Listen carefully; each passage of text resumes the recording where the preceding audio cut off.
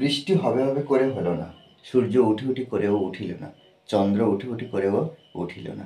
দেখো এই যে বাক্যগুলো আমরা কিন্তু কমন বাংলাতে বলি, এগুলো কি করতে হবে আজ থেকে ইংলিশে বলতে হবে। দেখো তারপরে কি আছে না, গরুটি গুঁতোতে গুঁতোতে গুঁতলো না। দেখো মানে কোনো কাজ করতে গিয়েও করলো না। যেমন এখানে দেখো বৃষ্টি হবে হবে একটা সম্ভাবনা আছে, হ্যাঁ, সম্ভাবনা থেকেও যেন সেই বৃষ্টিটা হলো না। এই বিষয়গুলো দেখো এখানে আমরা সহজভাবে একটা ট্রান্সলেট করব। যেমন এই যে বাক্যটা দেখো, সূর্য উঠি উঠি করেও উঠিল না, তাহলে এখানে আমরা সাবজেক্টটা ব্যবহার করব, দ্য সান। The sun. আর যেহেতু দেখো উঠি উঠি করেও উঠিল না, তাহলে এটা কি পাস্ট অ্যাকশন। পাস্ট অ্যাকশনের জন্য আমরা এখানে ওয়াজ ব্যবহার করব। The sun was about to. About to, about to প্রত্যেকবার ব্যবহার করব, তারপরে কি করব না আমরা এরপরে ভার্ব বসাবো, সেই ভার্বটা V1 প্রেজেন্ট ফর্মে। এখানে ওঠা রাইজ, রাইজ।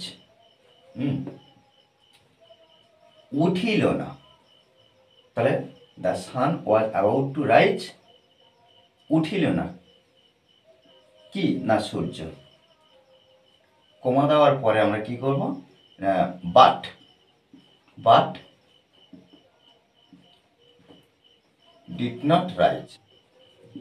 দেখো এখানে আমরা বাটের পরে আমরা কিন্তু সাবজেক্ট ব্যবহার করতে পারি, অর্থাৎ এই দ্য সানটাকে এখানে বাটের পরে ব্যবহার করতে পারি, কিন্তু আমাদেরকে মাথায় রাখতে হবে যে একটা সেন্টেন্স যেহেতু দ্য সান এই সাবজেক্টের পরিপ্রেক্ষিতে আমরা কিন্তু বাক্যটা করছি, তাই ডবলভাবে লেখার কোনো প্রয়োজন থাকে না। দেখো তাহলে কি the sun was about to rise but did not rise. দেখো বৃষ্টি হবে হবে করেও হলো না, মানে কি হবে হবে একটা মনে হচ্ছে, কিন্তু সেক্ষেত্রে বৃষ্টি হলো না। এক্ষেত্রে কি করব, আমরা লিখতে পারি it seemed, it seemed, it would rain. আচ্ছা এখানে কমা দেব, হলো না বাট কি হলো না ইহা। এখানে কিন্তু আমরা এখানে এই ইটটা ব্যবহার করতে পারি, ইট ডিডন্ট। ওকে, চন্দ্র উঠি উঠি করেও উঠিল না। একইভাবে আমরা কি করব, এই যে বাক্যটা করলাম শুধু দ্য সানের জায়গায় আমরা দ্য মুন লিখে দেবো। তাহলে এখানে লিখলে কি হবে, the moon was about to rise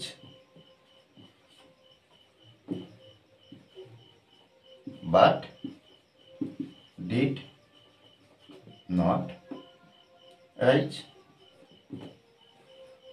দেখো এখানে দেখো গরুটি গুঁতোতে গুঁতোতে গুঁতলো না, সেক্ষেত্রে আমরা লিখতে পারি কি the cow was about to, the cow was about to. গুঁতোর ইংরাজি কি হর্ন, হর্ন, এই যে আর এন, হর্ন,